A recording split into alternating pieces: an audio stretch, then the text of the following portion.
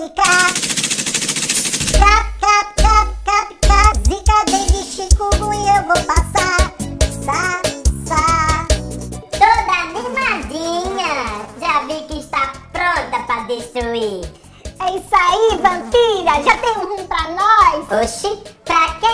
Vamos entrar em qualquer casa aí, pôr nossos ovos, transmitir as doenças e tocar o terror, querida.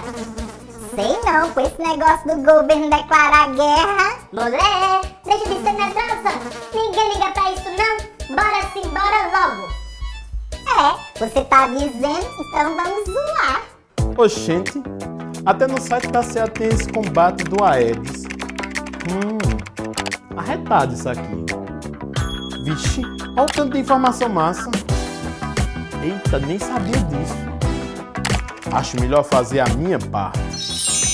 Amiga, sua louca! Você quer matar a gente! Além de não ter água parada naquela casa, tava todo mundo nos atacando! Mulher, sempre foi lá bater a louca no povo. A galera sempre foi da paz. Mas bora pular na casa dos estudantes. Eles são danados pra ser descuidados. Oh, não! Perua, eu não acredito! Eles tiraram os nossos focos!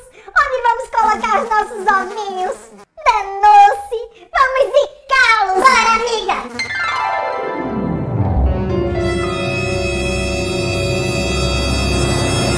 Amiga, corre! O que foi? Ele nos viu! Ele está vindo pra cá! Foge, doida! Me espera!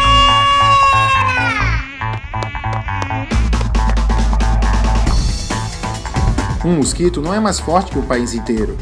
Todo dia é dia de combater o Aedes aegypti. Vamos à luta?